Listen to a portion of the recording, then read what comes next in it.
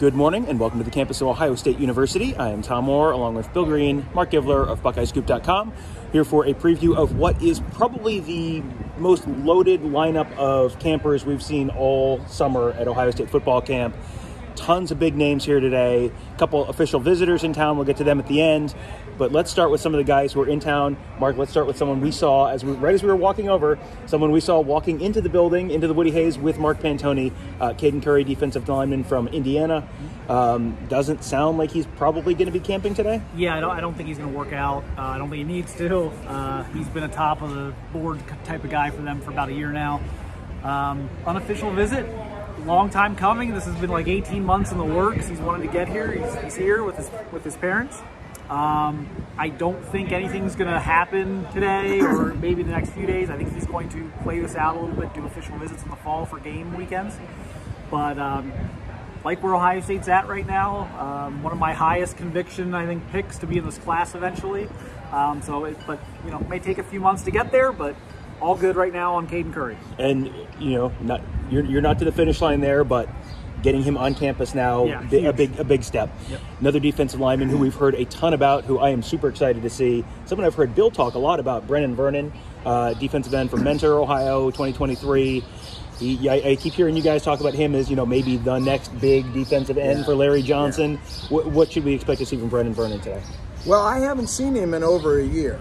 And I just want to see if he's taken the next step. Physically, I can see he's gotten longer, taller. So I'm really anxious to see him, just how he moves. And, I saw him the first time he ever took the field in any varsity experience. He was in a scrimmage down at Jackson in Stark County, and I was shocked at what I saw for a freshman. And last year's film was really good, so I'm looking to see the updated version of Vernon. Offers from everybody in America, understandably, and we just want to see now, is he progressing toward being a Joey Nick Bosa type, or is he just a solid type? We'll see, but I got a feeling he's pretty special. And at the end of the morning session, they do their, the offensive lineman work with Stud, the defensive lineman work with Larry Johnson, and at the end of the morning, they do winner-loser period. So we will get to see Luke Montgomery, potentially a very good offensive lineman out of Findlay, going up against potentially Vernon and or Caden Curry. Let people know about Luke Montgomery. Yeah, super raw, but maybe the highest ceiling, as anyone in this class in Ohio. Even, I know Sonny Styles is in this class, but huge ceiling. Really starting to buy in on the offensive line. Looks great physically. Got a lot of room to fill out still. Super athlete. I'm going to be fascinated if they get him matched up against a Vernon who, has played defensive end, played defensive line all his life, and has focused on that, and see how Luke kind of handles, facing someone like that as he's still trying to. He really figure out. Shouldn't be able to handle Vernon. Right. Luke has played primarily tight end, defensive end, a little H-back. He's been a big-time basketball player. He's been with the LeBron group in basketball, so he's got elite athleticism. But I don't know, offensive tackle he's learning.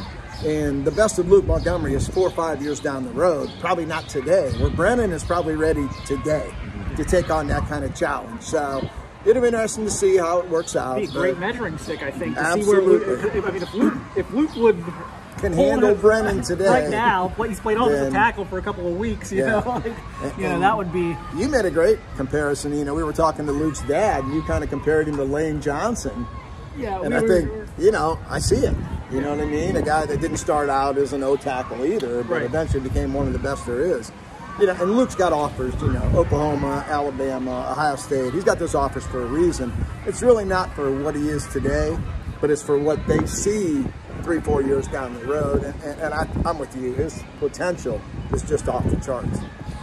There are those guys are all kind of Ohio Midwest guys. There's also some very talented players here from the South Florida Express, which is a 7-on-7 team that contends for national championships just about every year. That's a program very, very well. Yeah. Who are you looking to see from the South Florida Express? Well, Brandon Ennis is the #1 receiver in 2023. We saw Carnell Tate. We're supposed to see Carnell Tate again, by the way.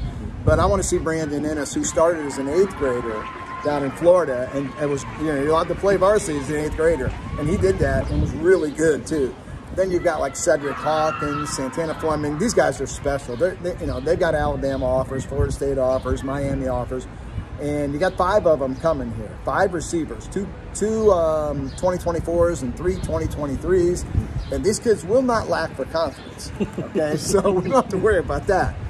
So I'm anxious to see them work out, and I know Heartline is thrilled to get all 5 of these guys on campus, but especially Brandon Ennis. And we think that's going to probably happen tomorrow with the workout, right? Because they're getting in this afternoon. The plane lands at 1. Yeah. Before you get the luggage, you get the Uber, and then it's 2:30. You get over here at 3. I don't think they're going to work out today. I'm expecting to see them tomorrow. And I will throw out JoJo Trader is here as well with that group, and I saw him back in January. We saw him at the tryouts that we were at before the national championship game, and he catches everything. He could be the guy that maybe isn't on the radar right now that comes out in the next 48 hours and leaves with an offer, and we're all talking about and it. he's 2024. Yes, so he's a puppy. Yeah, just a baby. But he was really, really good in January, so I'm looking forward to seeing him again. So, and those are the guys who are here for camp today or tomorrow. There are also a couple guys here on official visits this week. 2 big positions where they would really love to add someone else: cornerback and offensive tackle. So run us through the 2 guys on officials this week. Terrence Brooks, Little Elm High School in Texas, just transferred there. That's Ryan Watts' old high school. So see if that means anything or not. And then Tyler Booker out of IMG Academy, Connecticut native. I think they got some work to do on Booker. This is their shot. You're not going to see him again. Right, if you don't do well today or this weekend, you'll never see him again. They've got to kill this visit this week. Yes. It's a midweek visit.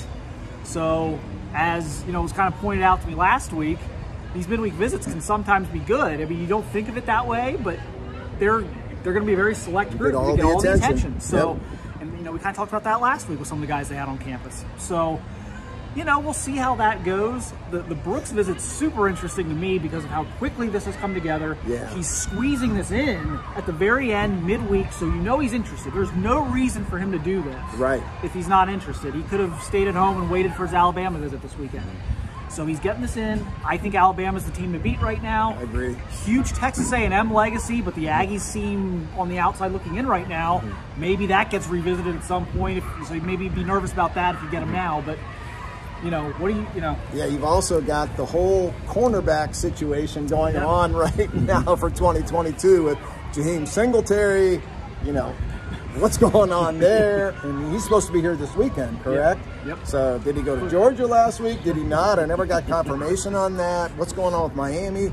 Florida's very confident. So then you go after Brooks. What if you land Brooks? And what if you do solidify Singletary? What does that do for Jair Brown? And Notre Dame. So there's so much going on in that DB room right now that I'm thrilled to see how this all shakes out. Yeah, just make sure you're not the one standing there without a chair when the music stops at that point. There's probably 3 pretty good options. Just make sure you still got a chair when that music stops playing. So there will be, this is, I said at the start, this is going to be a loaded day of prospects. And tomorrow as well inside Ohio Stadium. This should be a really, really fun week. We're going to have another update for you guys around lunchtime after we get to watch the linemen this morning. So we'll have another update for you guys kind of 1 o'clock or thereabouts. Just to kind of let you know how that went and then kind of preview this afternoon's action as well. So we'll be back then. Just make sure you subscribe to our YouTube channel. Just hit that subscribe button on youtube.com/Buckeye Scoop, and then you get notified whenever we post that new video, so you make sure you won't miss it. That's it. It takes 2 seconds, and then you'll save yourself a lot of trouble and a lot of heartache later saying, why did I miss their video? Well, subscribe, you won't miss it. So that'll do it for now. We'll talk to you guys a little later on today.